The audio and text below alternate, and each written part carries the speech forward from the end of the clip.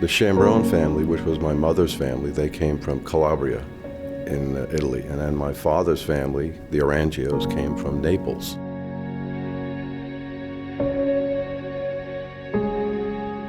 All of them came through Ellis Island. And they established in Jersey City, New Jersey, on Ocean Avenue in Jersey City, New Jersey. And that was a big, big Italian community. All the people were very poor.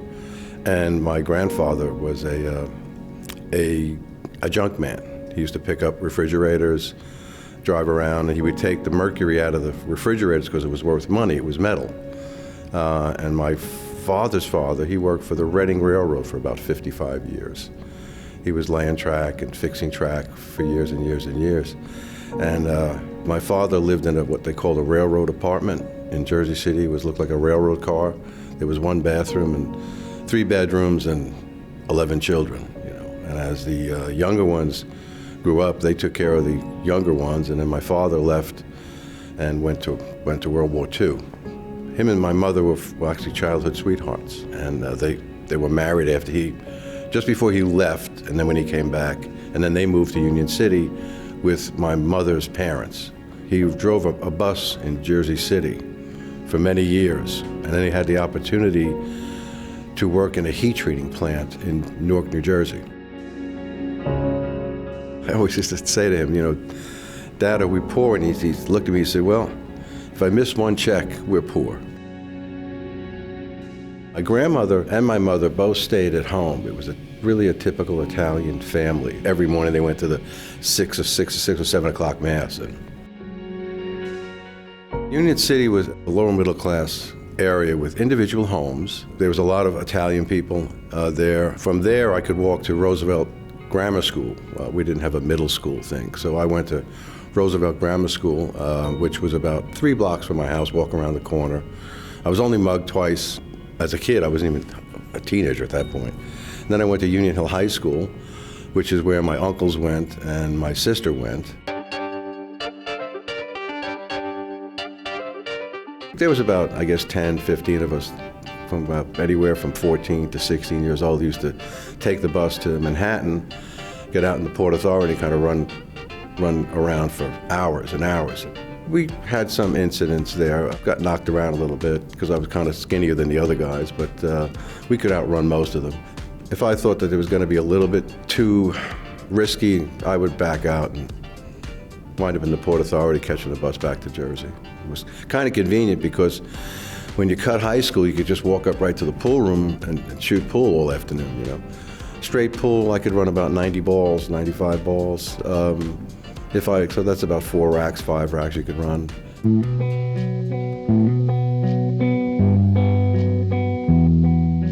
I actually thought I was going to go to Vietnam because it was really starting to rage when I hit high school. And then by '69, which was after the Tet Offensive, the draft really picked up. And I was in high school in my end of my senior year in April. I got my pre-induction physical. They called me down. And then you had to go through blood tests and blood pressure stuff, and then you got to the 19th station, and that's where there was a physician. At least I thought it was a physician. I assume it was. And he listened to my heart, because you're running around in your skivvies and desert boots, And he listened to my heart, and he said, well, can you run? I said, yeah, I can run. He said, well, you have a heart murmur. I didn't know what that meant, but I was out, so I couldn't get into the military at that point. The next day I went back to high school, and because there was summer school was in, I spent some time in summer school. I knew Miss Nadio and Miss Sachs were going to be there. I walked in, she said, no. She said, you're gone. She said, you graduated, I don't want to deal with you anymore, so it's kind of funny. But I said, look, I want to go to college. She stopped, she said, come back next week.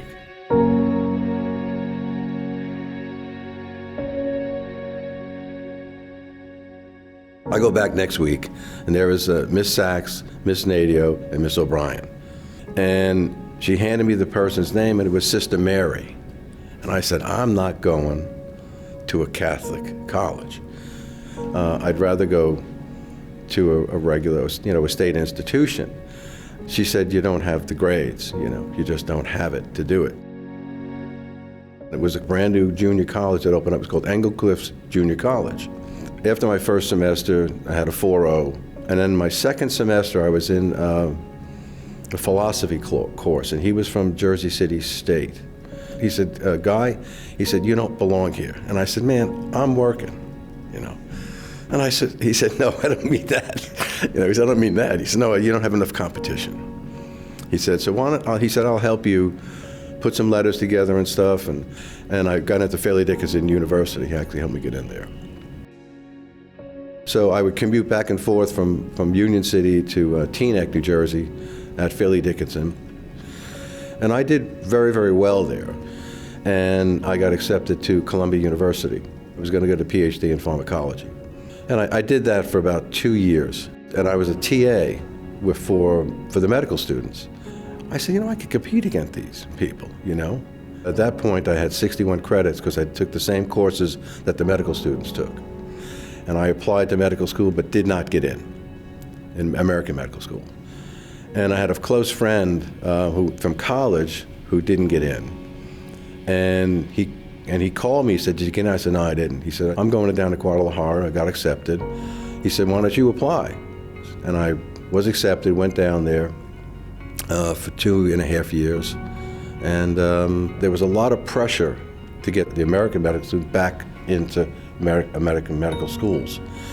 And so they opened up that 1 year throughout the United States, 108 positions. And my mother was very, very ill by that time, and she kind of perked up when I came back. Had to take the Meds-Cats, and she died the night I took the Meds-Cats, So, but I did well, and I got in, and that was kind of redemption for her. I was accepted into New York Medical College as a third-year medical student. I was pretty fragile, but I was determined to do well. Everything we did was in Manhattan. So I did my OB at St. Vincent's Hospital. I did my general surgery at Metropolitan Hospital.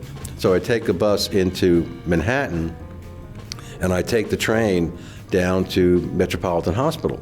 So I'm sitting on the train, I'm reading the New York Times, and I looked in the right lower quadrant and it said, New York Medical College is bankrupt.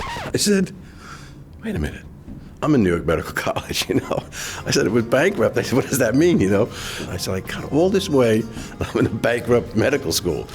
At first, the doctors who were full-time were going to buy the school, but they couldn't get up enough money to buy the school to keep it alive.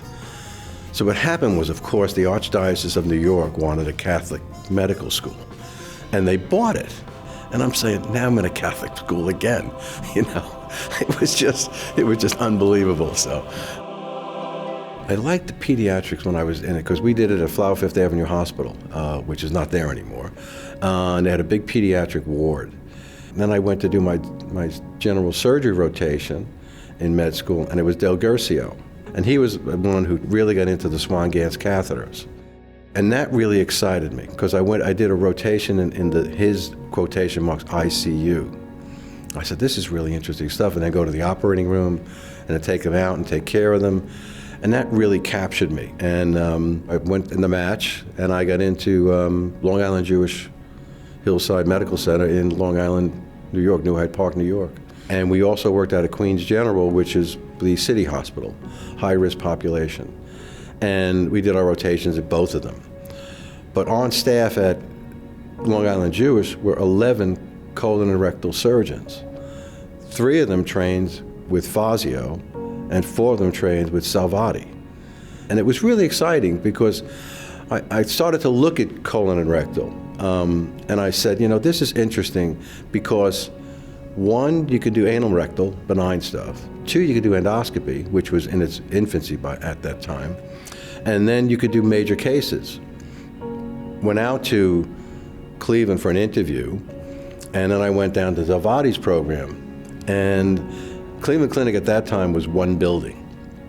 Now it's a city, it has its own. It has a fire department, a police department of their own and stuff. And I met Dr. Fazio. Ian Lavery was also there, and David Jagelman and Frank Weekly. Ian called me up about a week later or 2 weeks later and said, you've been accepted. And I said, great, and they took 2 Americans. Mike McCafferty was from Pittsburgh, and I was from, of course, New York.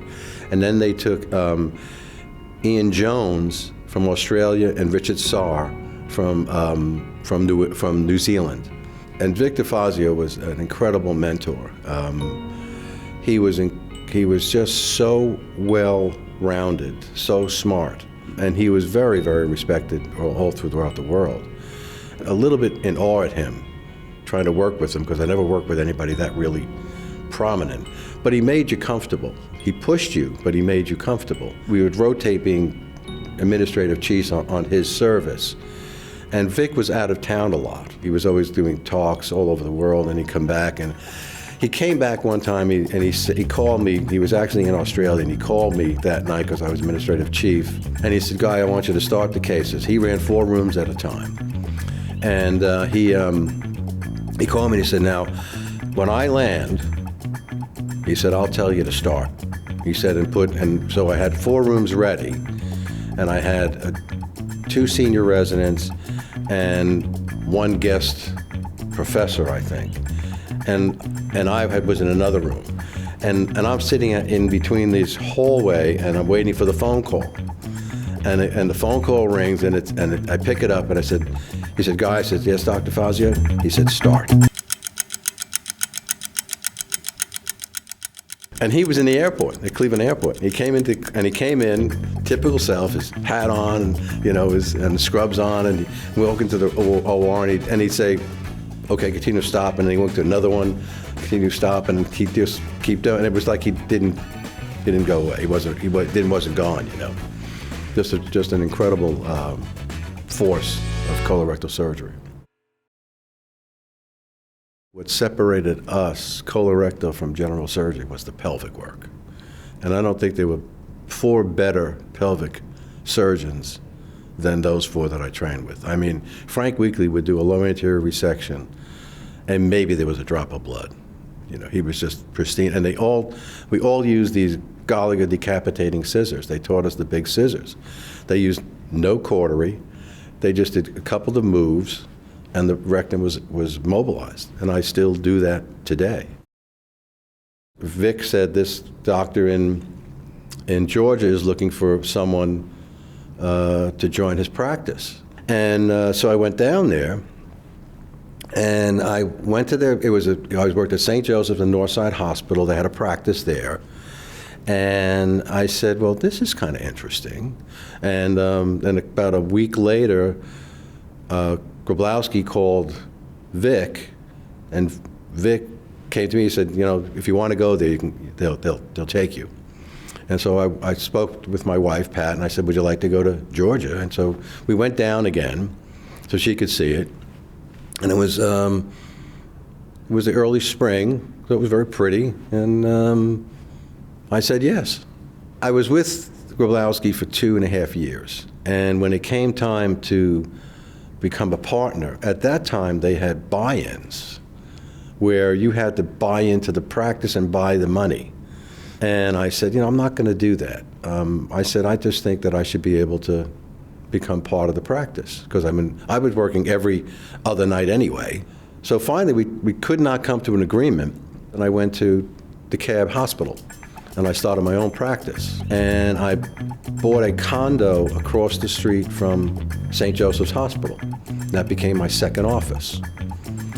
And within, I guess, 8 years, 10 years, I expanded to 7 offices, 11 hospitals, and 10 board-certified colon and rectal surgeons. We covered 11 hospitals, and we did rounds every 8th. I was on every 8th weekend. I also worked out at Georgia Baptist, and eventually their program fell apart.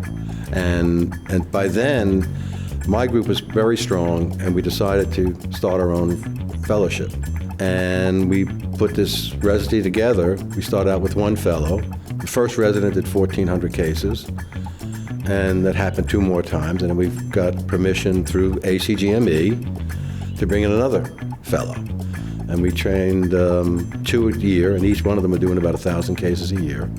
And at one point, I wanted to get more involved in ASCRS. In 2000, I was at a meeting. I ran into Frank Opelka and Tony Senegor. And they said, well, why don't you become part of the health economics program? I said, well, okay, I'll get on the committee. And then finally, I was asked to become part of the AMA RUC. The RUC is where all of the coding value is developed. We don't set the number, we set the value of the code. It only started in 1998 when the first fee schedule came out, 1999. And the ACS was at the table at that time. And all the specialties started to develop.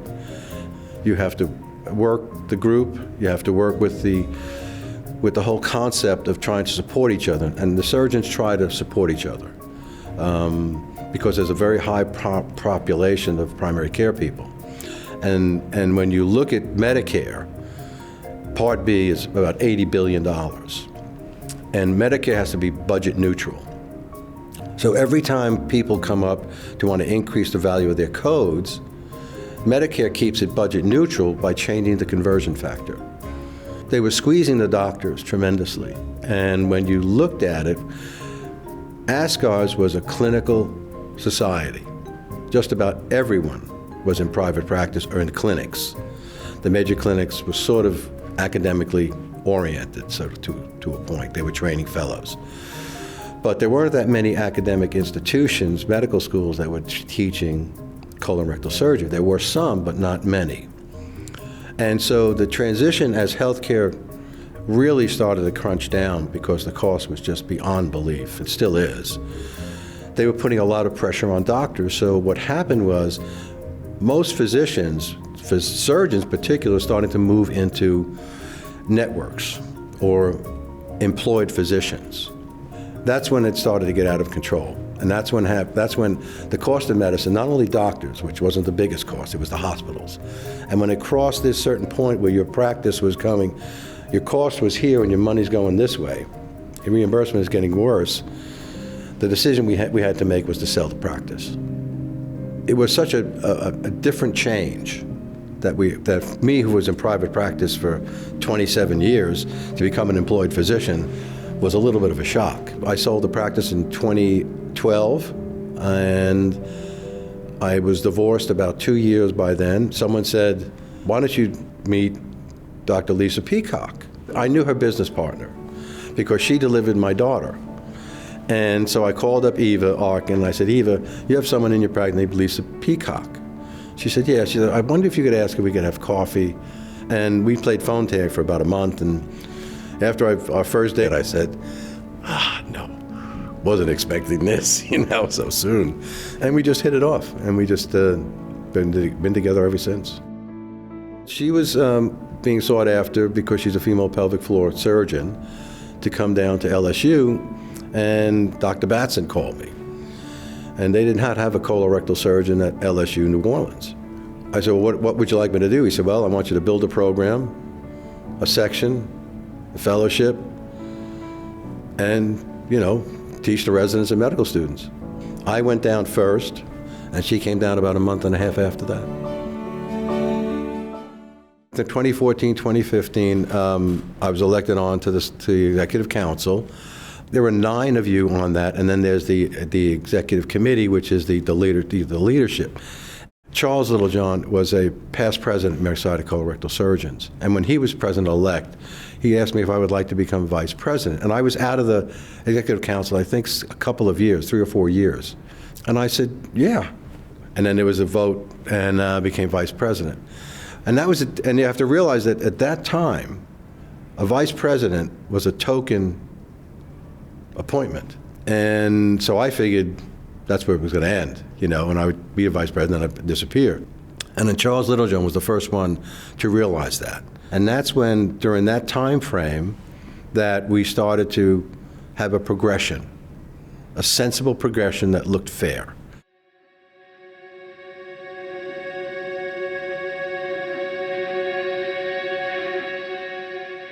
I've never had a vision of becoming president of the American Society of Colorectal Surgeons, but when it happened, it was kind of breathtaking. When I look back at where I came from and what I lived through, what I put myself through and my family through. Not only become a great a colon rectal surgeon, but to become, at the height of my career, the president of the society that I love so much. I spoke in Nice, France, representing the society. It was a Friday night, so it was in July. So I became president, I guess, in June, end of May. And I was on the phone with a nurse from another hospital that I wanted to transfer one of my patients, and all of a sudden I was starting to garble. And my arm became weak, and I said, "Oh, Don, I'm having a stroke."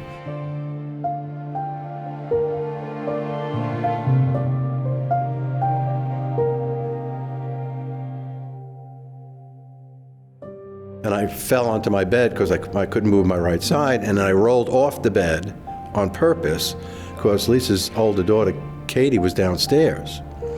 And I was hitting the floor and making sounds, and she and her girlfriend heard me and came running up the stairs. So she calls Lisa, and she said, "Lisa, guy fell." She said, "Well, what is he doing, you know?" "Well, he can't talk and he can't move his arm, his right side." She said, "Well, he's having a stroke." As she was driving from the hospital to come to the house, she said, "Well, call 911. By that time, 911 was actually there, but not the ambulance. The police and the fire department were there. They picked me up, put me on my bed, and she comes running up the stairs, and she said, "Well, where's the ambulance?" And the ambulance wasn't there yet. And I was not doing that great. But in that interim, she called the chairman of neurosurgery, and he said, "Well, get him to Truro." They did, and to get him to get a CTA and see if he had an embolic or a hemorrhagic stroke. And she finally accomplished that, got me there. The neurologist was there, and it said it was an embolus. And they arranged another ambulance to take me to West Jeff Hospital.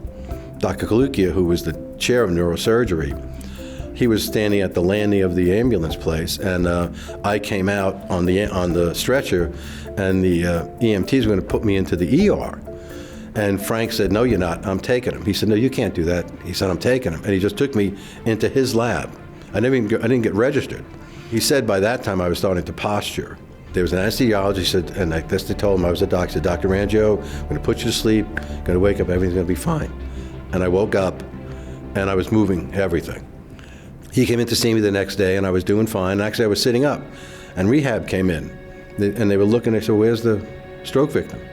And I said, "I'm right here." And I'm sitting down, doing that. And I had the stroke on Friday. That Wednesday night, I chaired a meeting of the executive council by phone, and I never looked back. Above all, I think that my biggest accomplishment was to push diversity in our society. We needed more women, we need more people of color, and more people of different languages. Pat Roberts is one of the true pioneers, and so is Ann Lowry.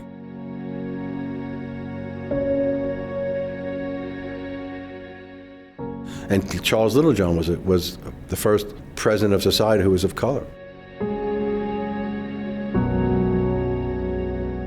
My year, they talked about doing the first diversity committee, and that still goes on today. If you're not uncomfortable, it's not going to change. Rectal cancer was a big focus, and actually they were trying to do certification at that point through the quality program at ASCRS.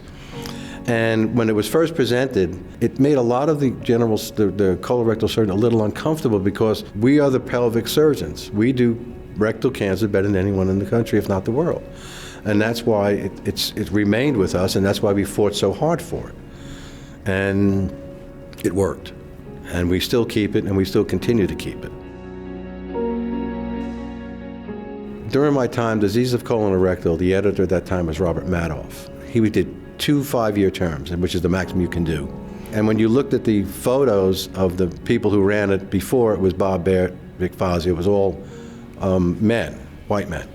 And so we wanted to look for someone else, and Susan Calandia came up. And I knew her when she was a second-year intern when I was at Cleveland Fellowship. And when you saw her resume versus the other people in other resumes, it was a no-brainer. It was just a no-brainer. It was a unanimous decision, and she has turned the journal around. She has been magnificent. I've always believed in following your heart, and I've found a niche in colorectal surgery that has fulfilled me. You practice medicine honestly. If you made a mistake, you tell the patient. And you practice a high quality of medicine. We take care of people, and we take care of their cancers, their inflammatory bowel disease, their diverticulitis. You set yourself apart by what you do, the quality of care you do. You get onto committees. You get on quality assurance committees, get on credentialing committees, and you move up the ranks on the local level. And that you extrapolate into your society, because you're learning how to deal with all different kinds of people. And I've sat on boards of hospitals. You're talking with lawyers, very, very wealthy people, and you're trying to interact with them, and the goal is for quality care. You have to instill yourself as a representative, as a physician, that makes sure that that's their goal, is to have the high quality care of all patients. We have about 4,000 members now, and as I said, about 2,000 or a little less are doubly board certified.